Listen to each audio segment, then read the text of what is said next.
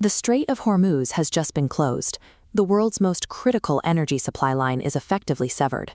This map tracks the daily flow of global oil. Notice how the lines converge into a single, massive exit out of the Middle East. By shutting down this specific waterway, a full 20% of the world's daily energy supply stops completely. Without access to the open ocean, the infrastructure built to process and move that oil is instantly neutralized. Billions of dollars in crude sit trapped in vast refineries and storage tanks, completely cut off from the international market. We built the modern global economy as a highly interconnected, high-speed machine. We optimized every node for maximum efficiency, but we failed to engineer a backup plan for the primary power cord. To understand why this crisis is so difficult to solve, we have to look closely at the physical terrain itself. The navigable shipping lanes threading between these arid mountains are incredibly tight. The absolute narrowest point is a mere 21 miles wide. There are overland pipelines designed to bypass the strait, but their combined capacity can only carry a tiny fraction of the required volume. You simply cannot reroute 20 million barrels of oil a day through the desert. Global energy security is ultimately dictated by the harsh, unyielding physical constraints of this tiny, indefensible geographic anomaly. Sealing off a waterway against massive, multi-million-dollar supertankers doesn't require a large traditional navy. It relies entirely on asymmetric warfare, a military strategy where a smaller, cheaper force exploits the specific vulnerabilities of a larger, heavier one. The first layer of this strategy is the deployment of low-tech naval mines. Dropped quickly into the narrow shipping lanes, these floating explosives can easily puncture a commercial hull.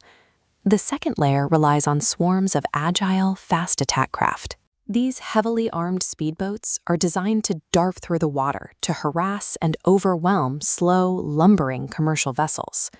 Finally, the Iranian coastline is lined with land-based anti-ship missile batteries. Fired straight from trucks on the shore, these weapons hold the entire navigable width of the strait well within their striking range. By stacking these low-cost defenses, mines in the water, speedboats on the surface, and missiles on the shore, the strait becomes a layered death trap. Commercial ships cannot pass without a massive, prolonged military intervention to clear the route. Outside the blockade zone, the immediate effect is a severe logistical logjam.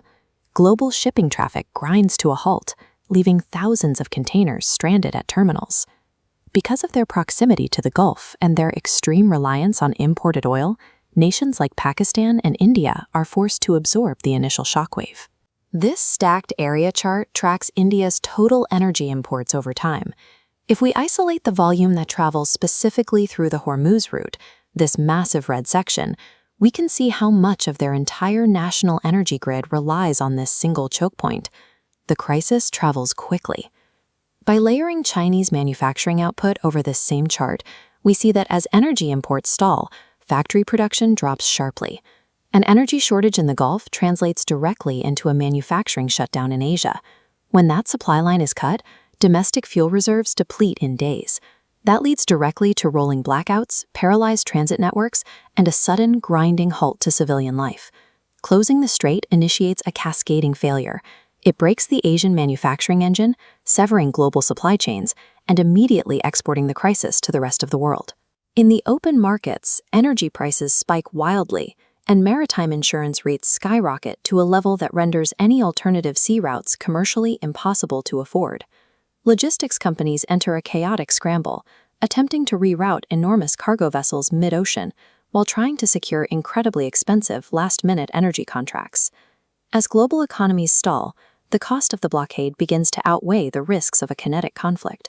With no other way to restore the flow of energy, superpowers are forced to initiate a military intervention to save their own internal stability. An economic blockade of this magnitude forces a kinetic military response. It guarantees that a geographic trade route transforms into an active combat zone. Despite decades of digital advancements and virtual trading, the modern global economy remains strictly bound by the physical Earth. The long-held assumption that global maritime trade will always flow freely and safely has been shattered. To survive, major powers will now be forced to spend trillions of dollars to aggressively and expensively restructure their global supply chains, desperately trying to route around these geographic vulnerabilities. The ability to simply close the world's most vulnerable geographic door has emerged as the ultimate strategic lever in a globalized world.